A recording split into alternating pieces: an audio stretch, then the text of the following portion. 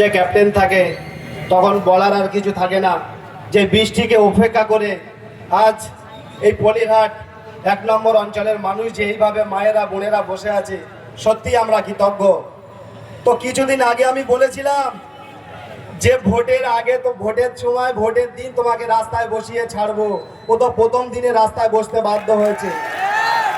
ভোটের দিনের রাস্তায় শুইয়ে ছাড়বো এটা কথা দিয়ে গেলাম, আর গণতান্ত্রিক আইনের মাধ্যমে আপনাকে আইনের জালে বেঁধে তারপর আমরা গণনা কেন্দ্রে আমাদের ভোটকে গুনতে যাব, এটা আপনাকে আজকে আমরা বলে দিয়ে গেলাম।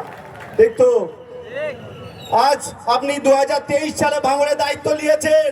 এই 3 বছর আমাদের ছোট ছোট আমরা যা নেতৃত্ব দেই আমাদেরকে সামলাতে পারোনি।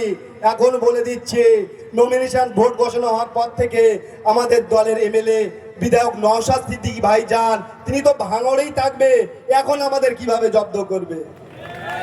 ভাবছো যেদিন আপনার নামটা টিকিট ঘোষণা হয় অনেক কান্নাকাটি করেছো, অত লাভ হবে না। আপনি সামান্য 2 দিন প্রোগ্রাম, ওই 2 দিন আন্দোলন করার জন্য 15 লাখ টাকা আপনি খরচা করেছেন ওই মানুষগুলো ভাড়া করে।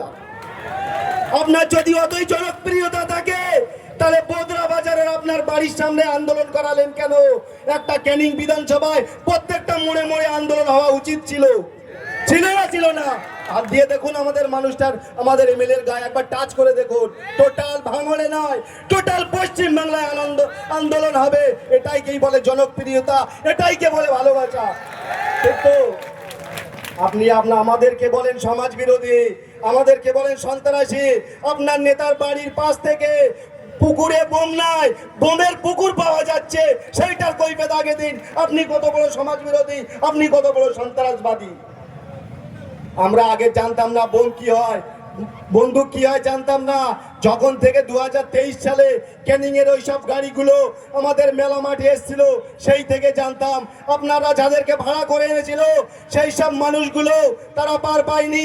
যারা বলেছিল যে আপনারা, আমরা সত্যি কথা বলবো, আমরা জেলে গিয়ে তাদের সাথে সামনাসামনি হয়েছে।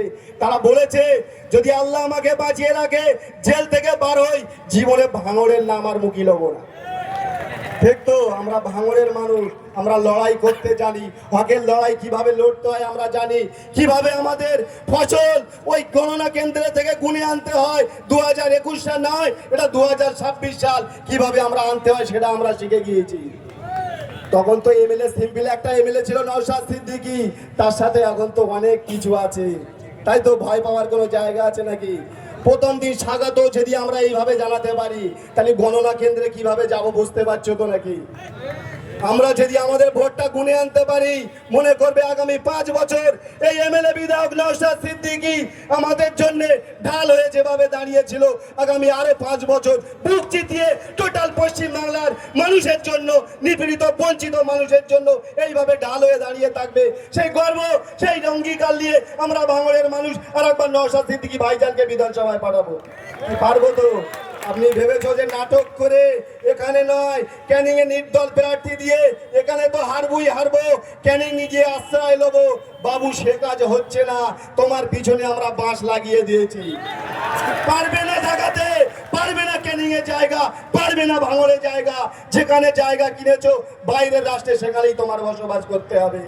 আর আপনার চেলা চামচাদের যে আপনি অক্সিজেন দিচ্ছে, সেই অক্সিজেন নিয়ে যেভাবে আমাদের নিরীহ কর্মীদের উপরে অত্যাচার করছো, মিথ্যা মামলায় কেস দিচ্ছ।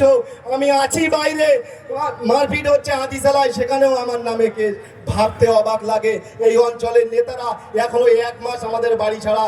মারপিট হচ্ছিল কোথায়? সেখান থেকে উসমান ভাই আমাদের সাথে ফুরফুরায় ছিল, তাদের নামে কেস। ভাবা যায় এই সবগুলো, ভাবতে অবাক লাগে। তবে সাবধান হয়ে থাকুন।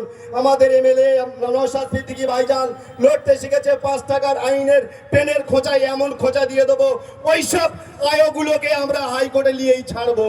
কেন মিথ্যা মামলায় আমাদেরকে এইভাবে জর্জরিত করা হচ্ছে? 2021 সাল থেকে 23 সাল পর্যন্ত আমার নামে একটা মামলা ছিল, এখন বয়স 34, কেস 37। তাই তো 3 বছরে এইটাই উন্নয়ন করেছেন আপনি। ভাঙড়ে প্রত্যেকটা গ্রামে প্রত্যেকটা নিরীহ মানুষের নামে 2টো 5টা 10টা করে কেস দিয়ে রেখেছেন। আর এরা সেই কেস খেয়ে জেল খেটে খেটে এতটা মজবুত, এতটা শক্ত লোহার মতো তৈরি হয়েছে, সেই ভয়ে আতঙ্কে আপনি না ঘুমোতে পারছেন, না খেতে পারছেন। তাই তো বলে দিনের বেলা তোমার ঘুম হারাম করে দেবো, আর রাতের বেলা তোমার ঘাম বার করে ছেড়ে দেবো।